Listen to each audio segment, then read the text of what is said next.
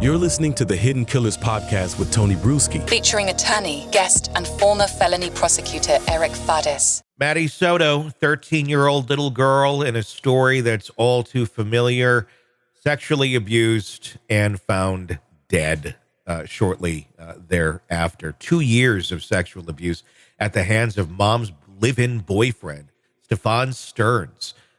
Jen Soto making her rounds on local media while her daughter was missing. Interviews that are now very much coming back into the spotlight because, well, they don't seem to add up. Timelines don't make sense. Claims of who was where when don't make any sort of sense. And how about that lack of emotion from a mother that has a daughter that she has no idea where she is at? Could be dead, could be taken, could be off in the woods living.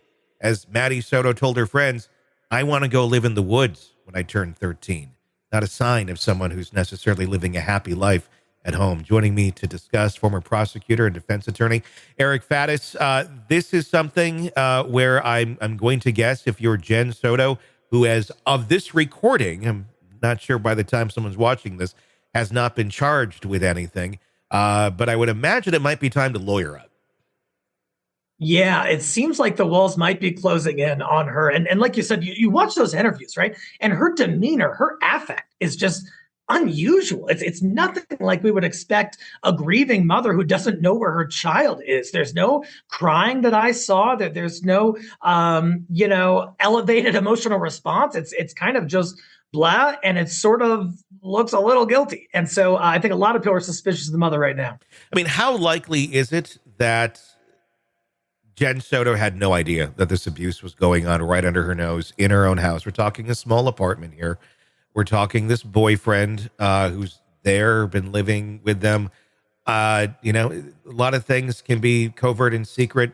Predators are good at that. That's why they're predators. But I don't know, 2 years of this and have no clue. What are the odds? Yeah, no, it's kind of a red flag, Tony. And like you said, we're not talking about necessarily one specific instance. Yeah. At least according to the government, it appears that this was kind of a pattern of conduct, multiple incidents over the course of 2 years. So could a person, be blind to one thing that happened in their house? Sure. But, we start talking 2, 3, 4, and then, years of a pattern of conduct. I just can't see how the mother would have no idea. Madeline never said anything to her. The mother never walked in, never saw the boyfriend's phone and something suspicious on there. It's just hard to believe. Yeah. What do you think investigators are thinking, as of this moment? And I should preface this. We're recording this on Thursday, the 7th, because this is such an evolving case. So by the time, like I said, someone sees this, she may already be arrested or, exonerated. Maybe she's got a story. Knowing and seeing her timeline that makes no sense. We dropped her off. He dropped her off. I talked to her here. I didn't talk to her there. She was seen on camera. Authorities say she was never seen on camera. There's just a lot that does not add up. I mean, can this be written off or explained as someone who is also a victim of the abuse of Stefan Stearns, and she's so jumbled in the mind that she's making no sense? Or is this someone who's like trying to spin a tale and she's just not good at spinning a tale? I, of course, can't say for sure, but she did not present to me as someone who had been victimized or coerced or anything like that.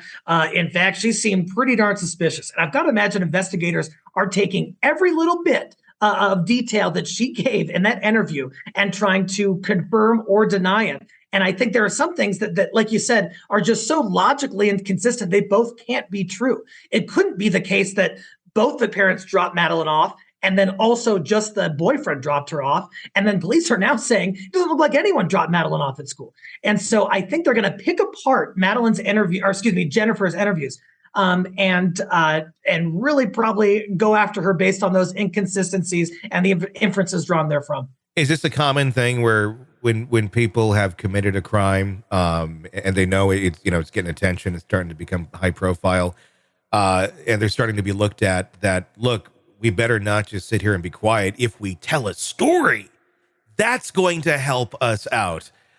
I'm sure as a defense attorney, your advice would be shut up. But how often is it where people's, ego or their thinking gets the best of them. And this is what you see. Oh gosh, it happens all the time. I think personally of the Scott Peterson case and other cases where, there is social pressure, of course. Yeah. The community wants to hear from the parents. Sure. And ask them questions. What happened? Where is this poor girl? And so there's pressure to talk. But yeah, from a legal perspective, she absolutely should not have given these interviews. And in fact, they may be the nail in the coffin for her criminal case. Sick of the ads? We are too. Start listening with no commercials now and get access to all of our episodes in advance of everyone else. Become a True Crime Today Premium Plus subscriber on Apple Podcasts. Search True Crime Today Premium Plus on Apple Podcasts or go to our podcast page and sign up now. True Crime Today Premium Plus. Sign up now.